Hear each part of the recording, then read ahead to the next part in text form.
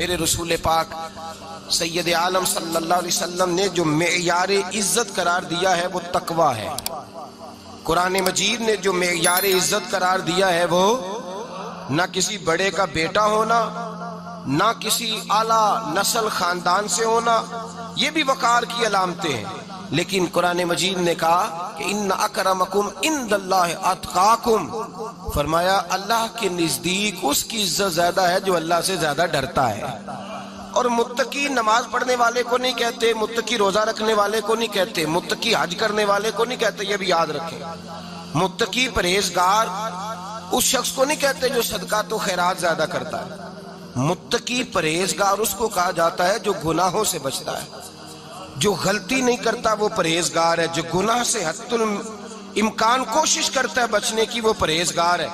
قرآن مجید نے کہا کہ اللہ کی نظر میں اس کی عزت ہے جو زیادہ پرہیزگار ہے، جو اللہ سے زیادہ. حضرت عبداللہ ابن مسعود رضی اللہ تعالیٰ عنہ سے کسی نے پوچھا تھا حضرت جی بڑا عالم کون ہوتا ہے، بڑا عالم کون ہوتا ہے؟ تو آپ فرمانے لگے زیادہ باتیں کرنے کا نام علم نہیں. کہا حضور پھر علم کس بات کا نام ہے؟ فرمایا جو اللہ سے زیادہ ڈرتا ہے وہ بڑا عالم ہے. اس لیے کہ قرآن مجید نے کہا انما یخشی اللہ من عبادہ العلماء، اللہ سے اللہ کے وہ بندے ڈرتے ہیں جنہیں اللہ نے علم عطا فرمایا ہے، وہ ڈرتے ہیں.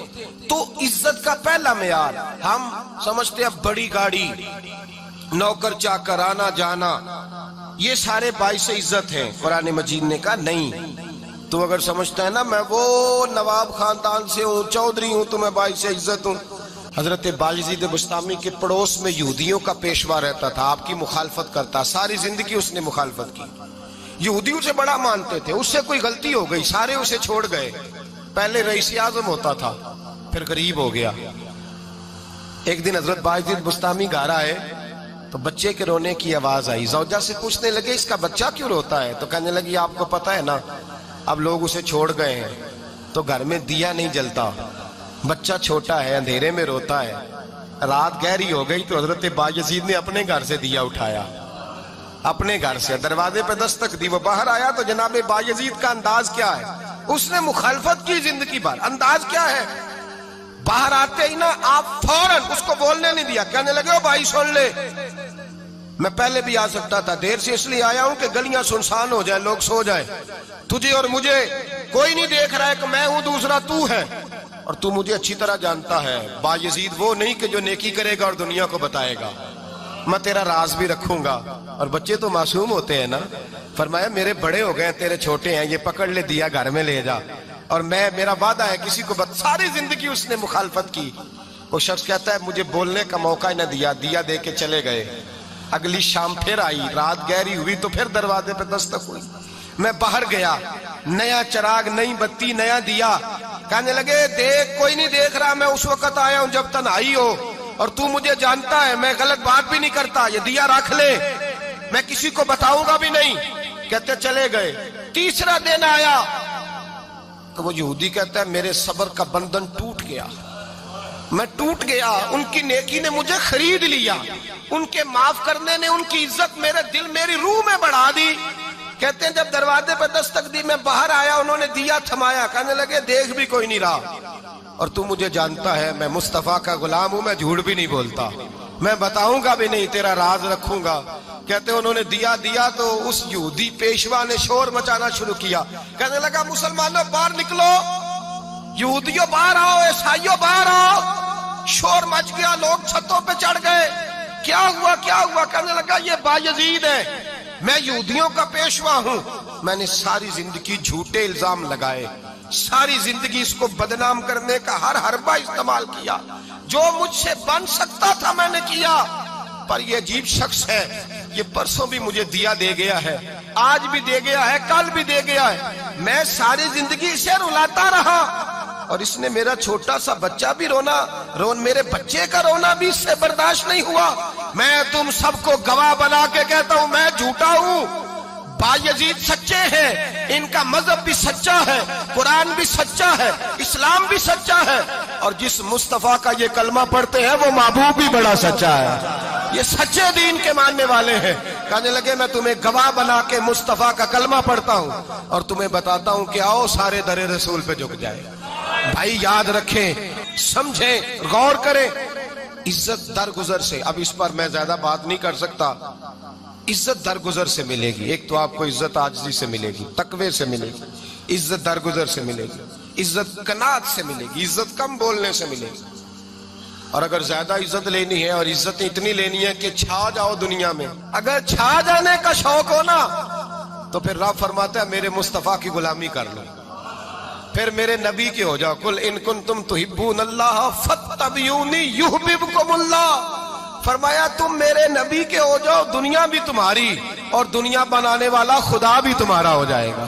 تم میرے غلامی مصطفیٰ میں عزت ہے، رسول اللہ کی نوکری میں، اور قسم اللہ کی بڑی عزت ہے، بڑی عزت ہے، بڑا وقار ہے، بڑا پیار ہے، بڑا حسن ہے، بڑی رعنائی ہے، بڑا ٹھہراؤ ہے. یار وہ جو لوگ کہتے ہیں نا میں پتہ نہیں کون ہوں، کہاں کا رہنے والا ہوں، یار نہیں لوگ پوچھتے تو کون تھا، تیری برادری کیا ہے، تو کہاں کا ہے، نہیں پوچھتے. تیرے لبوں پہ اگر ذکر مصطفیٰ ہے تو دنیا تیری غلام ہے، اگر تو حضور کا ہے تو پھر سارے دامن مصطفیٰ سے جو بھی لپٹا وہ یگانہ ہو گیا، اور جس کے حضور ہو گئے اس کا زمانہ ہو گیا، جس کے حضور ہو گئے اس کا. اقبال کہتے ہیں قوت عشق سے ہر پست کو بالا کر دے، اور دہر میں اس میں محمد سے اجالا کر دے. اور کی محمد سے وفا تو نے تو ہم تیرے، کی محمد سے وفا تو نے تو ہم تیرے، یہ جہاں چیز ہے کیا لوح قلم تیرے. رسول اللہ کی غلامی عزت دیتی ہے، نبی پاک کی نوکری، اللہ کرے آپ بول پڑے آمین کہنا. نبی پاک کی غلامی عزت دے، حضور کی غلامی. یار بندہ بالکل بے عمل ہو نا، بالکل، تو میری طرح داڑھی رکھ کے پگڑی باندھ کے بس میں بھی چڑھ جائے تو کئی لوگ سیٹیں خالی کر دیتے ہیں، کہتے ہیں بزرگوں یہاں آ جائیں، حضرت جی یہاں آ جائیں. تو پھر عزت کس چیز کی ہوئی؟ سنت مصطفیٰ کی ہوئی نا، پھر عزت نبی پاک کی سنت کی ہوئی نا، وقار کی ہوئی نا. ایک صاحب، ایک بچے نے داڑھی رکھ لی تو مجھے آگے کہنے لگے حضرت جی لوگ بڑے بڑے لقب دینے لگے ہیں. میں نے کہا کیا؟ کوئی کہتا ہے حضرت صاحب، کوئی کہتا ہے قاری صاحب، کوئی کہتا ہے حافظ صاحب، کوئی کہتا ہے علامہ صاحب. تو میں نے کہا تیری موج نہیں بن گئی؟ 4 سالوں میں حفظ ہوتا ہے، تجھے مفت کا لقب مل گیا ہے. درس نظامی 8 سال میں ہوتا ہے، مفت کا علامہ بن گیا ہے. تجھے وقار نہیں دے دیا اللہ تعالیٰ نے؟ عزت میرے اعلیٰ حضرت فرماتے ہیں عزت در رسول پہ ہے، عزت حضور کی. اور اعلیٰ حضرت نے ایک بات لکھی ہے بڑی قیمتی، اور میں نا جب کبھی پریشان ہوتا ہوں نا تو میں یہ والی بات کھول کے پڑھتا ہوں اعلیٰ حضرت. یہ بات ڈھارس بندھاتی ہے، ڈھارس توانائی دیتی ہے، پورا مضمون باندھا ہے. اعلیٰ حضرت کہتے ہیں بے روپیہ تھا مداری، روپ بدل بدل کے دکھایا کرتا تھا، بادشاہوں سے انعام لیتا تھا. ایک دن اورنگزیب عالمگیر کے پاس آ گیا، کہنے لگا میں روپ بدلوں گا، اگر آپ پہچان نہ سکے تو میں انعام لوں گا. آپ نے فرمایا میں کوئی ایسے ویسا بادشاہ نہیں، کہا مجھے دھوکہ دینا مشکل ہے، کہا نہیں میں روپ بدلوں گا. حضرت اورنگزیب عالمگیر بڑے نیک بادشاہ گزرے، بڑے پرہیزگار آدمی، وہ بے روپیہ کہنے لگا میں روپ بدلوں گا، آپ نہیں پہچان سکیں گے. فرمایا چل جتنا تیرے اندر زور ہے لگا لے.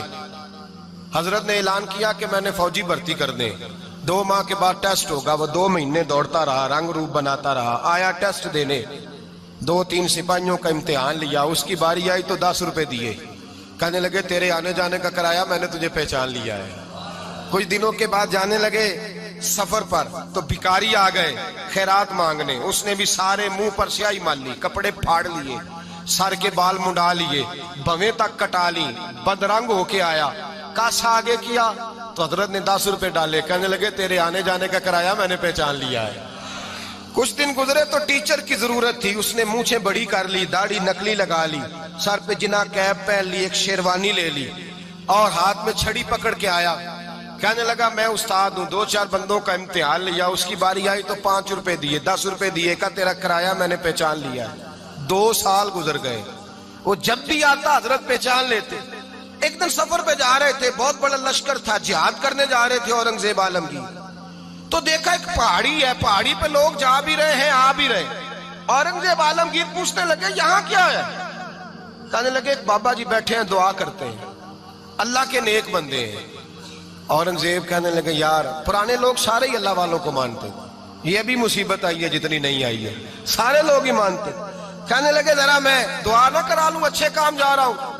اورنگزیب بادشاہ تھے، بادشاہ لوگ نازک مزاج ہوتے ہیں، گھوڑے سے اترے، بڑی مشکل سے پہاڑی پہ چڑھے، اوپر گئے تو لائن لگی ہے، بابا جی غار میں بیٹھے، کہنے لگے میں نے ملنا ہے، میں اورنگزیب ہوں۔ انہوں نے کہا ہمارا بابا اس طرح کا پیر نہیں کہ امیر آئے تو رنگ اور ہو، غریب آئے تو اور ہو، یہاں اگر ملنا ہے تو لائن میں لگ جاؤ، سب ایک جیسے۔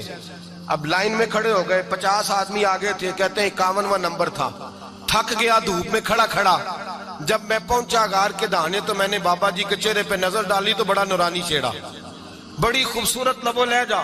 میں نے کہا میرے جیسا آدمی بھی پگڑی باندھ لے تو اچھا لگنے لگ جاتا ہے، بڑا خوبصورت انداز۔ کہتے ہیں میں ان کے پاس اتحیات کی حالت میں بیٹھ گیا۔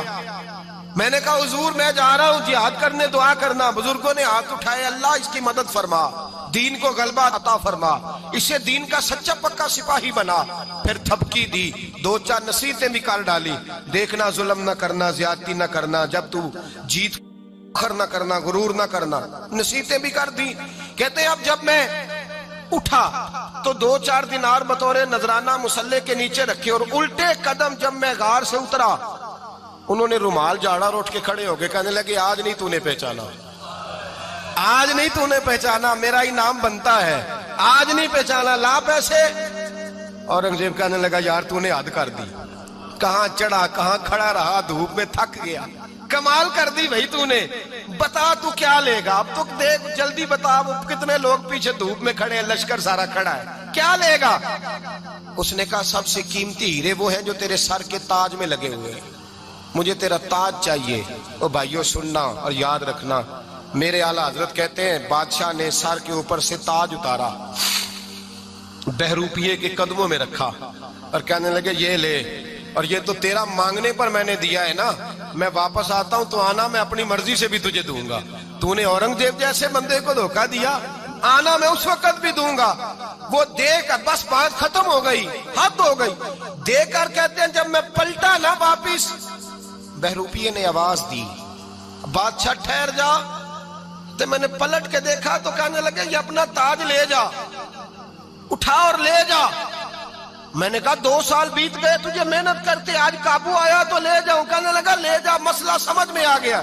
میں نے کہا مجھے بھی تو سمجھانا، تو کہتے ہیں وہ پھوٹ پھوٹ کے رویا، اس کی آنکھیں برس پڑی، سیلاب کی طرح آنسو بہ نکلے، تڑپا اور رو کے کہنے لگا بادشاہ میں نے جھوٹ موٹ رسول اللہ کی غلامی اختیار کی تھی، جھوٹ موٹ کی داڑھی، جھوٹ موٹ کی پگڑی، جھوٹ موٹ کا فقر، میں نے جھوٹ موٹ نبی پاک کا لباس پہنا ہے، تو تیرے جیسے بادشاہوں کے تاج میرے قدموں میں آ گئے ہیں، اگر میں سچ مچ رسول اللہ کا غلام بنوں گا تو اللہ کیا کچھ عطا فرمائے گا، اللہ کتنی نعمتوں سے نوازے گا۔ میرے اعلیٰ حضرت کیا فرماتے ہیں؟ اعلیٰ حضرت فرماتے ہیں فرشتے بھی کرتے ہیں تعظیم میری۔ کون جی؟ اللہ، ایسا عقیدہ بھی کم ملے گا جو بریلی کے امام کا عقیدہ ہے، ایسا بھی کم، کہتے ہیں فرشتے بھی کرتے ہیں تعظیم میری۔ کیوں؟ فرمانے لگے فدا ہو کے ان پر یہ عزت ملی ہے۔